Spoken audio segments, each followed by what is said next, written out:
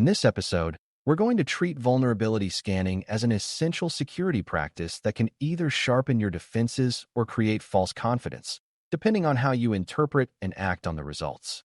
Beginners often imagine a vulnerability scanner as a truth machine that tells you whether you are secure, but scanners are better understood as measurement tools with blind spots, assumptions, and noisy outputs. A good scanner can quickly identify many known problems, like missing patches, exposed services, and weak configurations, but it cannot fully understand your business context, your compensating controls, or the real exploitability of every finding. Scanning also tends to discover what is visible from its vantage point, which means a scan can look clean while hidden risks remain, especially in internal systems, complex cloud environments, or custom applications. The goal today is to help you understand what scanners are good at, what they routinely miss, and how they can mislead you if you treat results as a simple pass or fail score. When you handle scanning properly, you turn it into a disciplined feedback loop that improves patching, hardening, and risk decisions over time. A vulnerability scanner generally works by observing systems and comparing what it sees to a database of known weaknesses. Some scanners primarily look for missing patches by identifying software versions and matching them to known vulnerabilities. Others test for misconfigurations by checking open ports, service banners, protocol behavior, and common security settings. Some scanners perform active probing to confirm the presence of a weakness, while others are more conservative and infer likely issues based on patterns. The key beginner concept is that scanners operate on evidence, and that evidence is limited to what can be observed. If the scanner cannot see a service, it may not test it. If a system hides version information, the scanner may guess, which can create false positives. If a system is complex and behaves differently based on authentication, the scanner may only see the surface layer.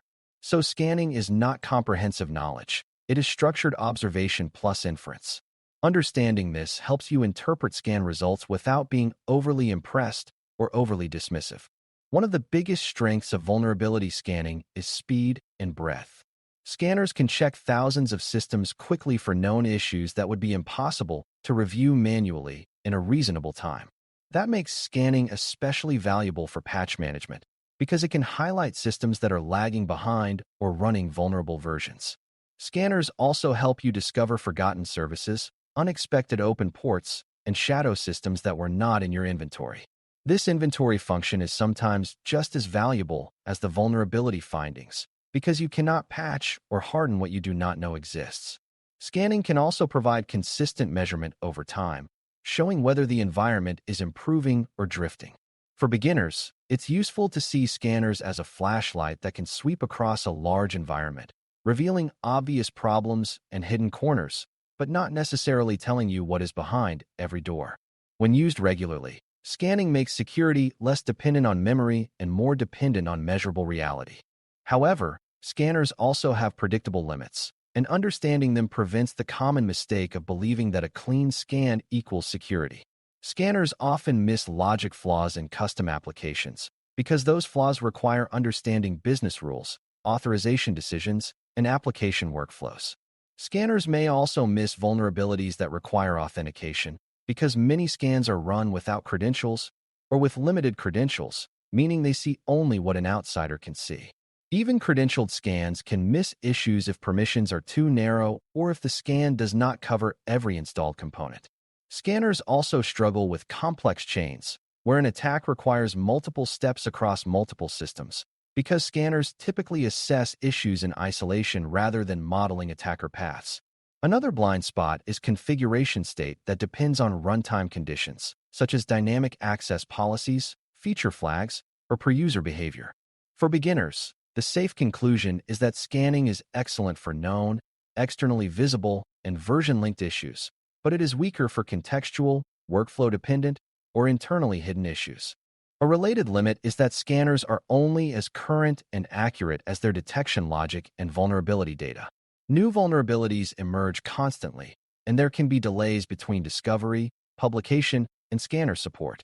There can also be inaccuracies in how scanners detect specific issues, especially when vendors backport fixes without changing version numbers in a way scanners easily recognize.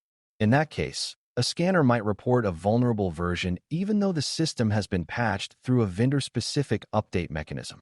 This creates false positives, which are findings that are reported but are not actually exploitable in that environment. False positives are not just annoying. They consume time, dilute focus, and can lead teams to distrust scanning outputs. On the other hand, scanners can also generate false negatives, where a vulnerability exists but is not detected because the scanner could not observe the right evidence or the signature was incomplete. For beginners, it's important to understand that scanning accuracy is not perfect, and handling scanning properly means verifying and tuning rather than blindly accepting or rejecting results. Scanners can also mislead through severity scoring if you treat severity as a direct measure of your risk. Severity scores are usually based on general exploit characteristics, like how easy exploitation is and what impact it could have, but they do not fully account for your environment's exposure and controls. A high-severity vulnerability on an internal system that is segmented, heavily monitored, and accessible only to a small group may represent less real risk than a medium-severity issue on a publicly exposed system that can be reached by anyone. Severity scores are useful for triage, but they can become misleading when they are used as a simplistic ranking without context. Another trap is chasing score reduction rather than risk reduction, meaning teams focus on clearing scanner dashboards instead of fixing the issues that actually matter most. This can lead to patching low-impact issues while ignoring systemic problems like weak identity controls or unsegmented networks. The right mindset is to treat severity as one input and then adjust priority based on exposure, criticality, and realistic attacker paths. Credentialed scanning is an important concept because it dramatically changes what a scanner can see. A non-credentialed scan is like looking at a building from the outside, identifying open doors and visible signs of weakness, which is valuable for assessing external attack surface.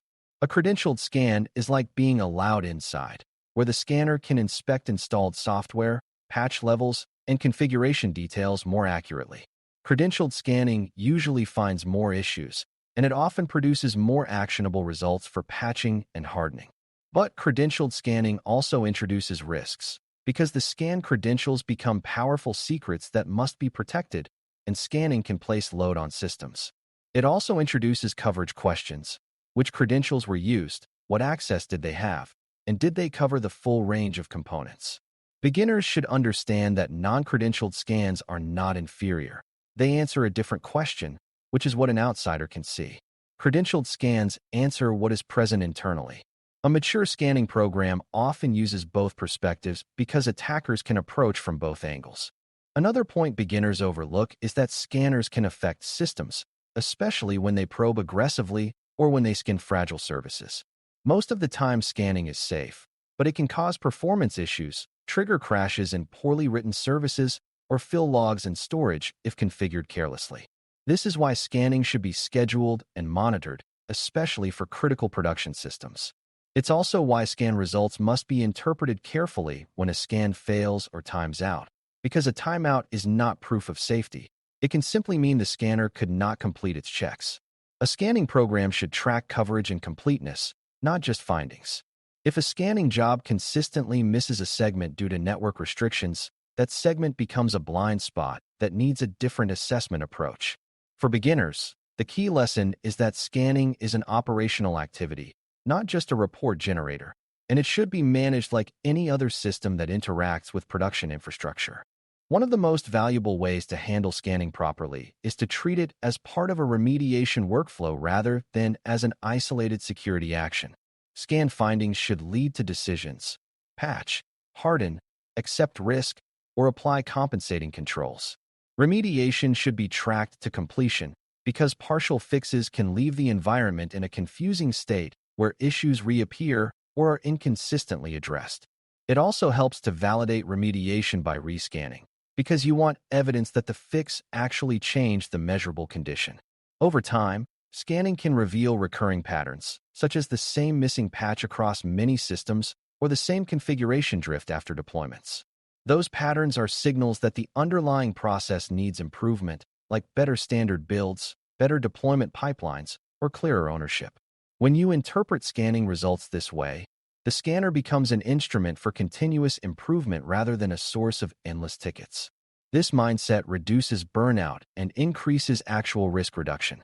Scanners can also mislead through duplication and noise, especially when they report the same underlying problem in many forms. For example, one missing patch might generate multiple vulnerability identifiers, each with its own description and score. If teams treat each finding as separate work, they can waste time and still fail to address the root cause.